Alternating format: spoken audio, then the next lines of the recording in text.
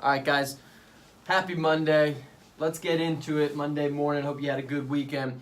We're ready to tackle the week. It is the Millennial Momentum podcast. This is episode 71. Tommy Tahoe here. I want to get into a concept for you quick to start your week off on the right end. So I had Manny Medina last week as the interview, CEO of Outreach.io. And one of the things he talked about was the 4 levels of motivation, with the highest, number 4, being love. And that's what drives him to work so hard, is the love for his customers, the love for his product, the love for his employees. And I thought that was really great. And at the same time, I'm reading this book, The Energy Bus. See it on YouTube, The Energy Bus by Jon Gordon.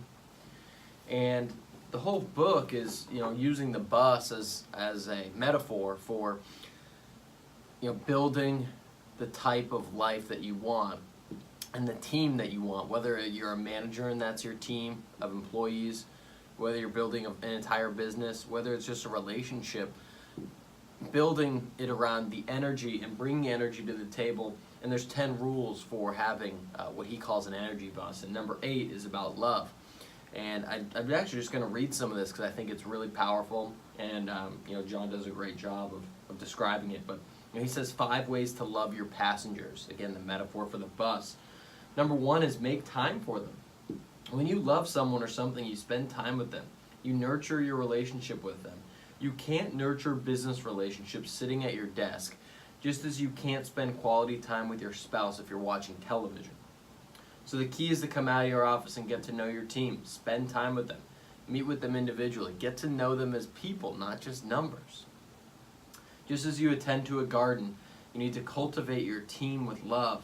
And while you are with them, it is important to be present with them. Be engaged in the present moment. Don't be thinking about 10 things you have to do that day or the 10 other people you need to meet with. Really be with that person and focus on your energy with them. They will feel the difference. Woo-hoo. Number 2, listen to them. One of the most important factors that determines a high management approval rating is whether the manager listens to the employee. Do they listen to what the employee has to say? Do they listen to their ideas and their needs? They want to be heard, so we're not talking about an active listening technique. We're talking about sitting down, looking them in the eye, and having empathy and thinking about and caring about what the employee has to say, or what your spouse has to say, or what your customer has to say. So sitting down, really listening, paying attention to them, feeling what they're feeling is really important. Number 3, recognize them. We don't mean trophies or an awards dinner.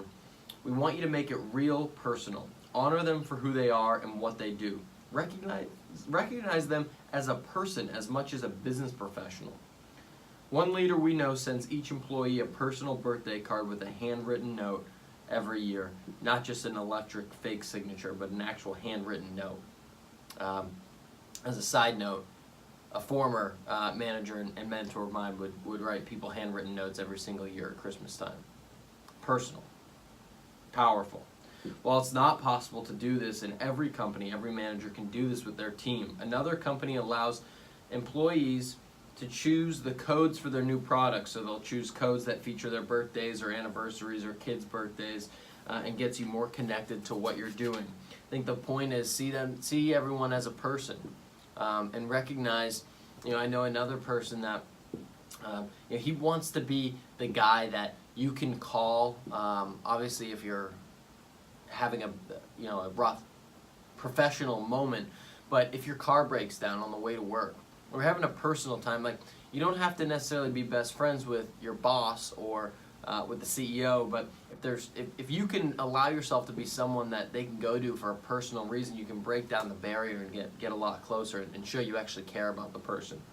Number 4 is serve them. A great leader once said, the higher you get in an organization, the more it is your duty to serve the people below you rather than having the people below serve you. I'm going to run that back.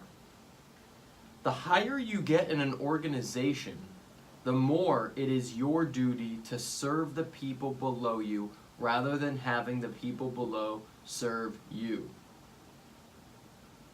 That's all you need to say. That's all you need to say. Leaders Eat Last by Simon Sinek. Read that book, and you'll understand what I'm saying. Servant leadership is so huge. And number 5, the most important one, bring out the best in them. We saved this one for last because it's the most important. When you love someone, you want the best for them. You want them to be successful and happy. You want to bring out the best in them. Thus, the best way any leader can demonstrate their love for their team is to help each person discover their strengths and provide an opportunity for that person to utilize them. When you create a system that provides a way for your people to shine, you not only bring out the best in them, but in the rest of the team and company as well. If you really want to love your team, help them do what they do best. It's that simple. And that goes back to the concept of you want to create people that can take your job. If you're a leader and you want to, as a CEO, you want to hire for people that are better than you in certain areas, right? Not inferior, and that you can feel good about yourself. You want to be challenged and you want to cover up those spots.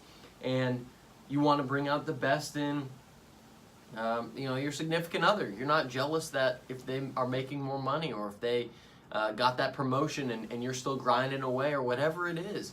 You try to see the best in people and you try to bring it out and be happy for them and encourage them.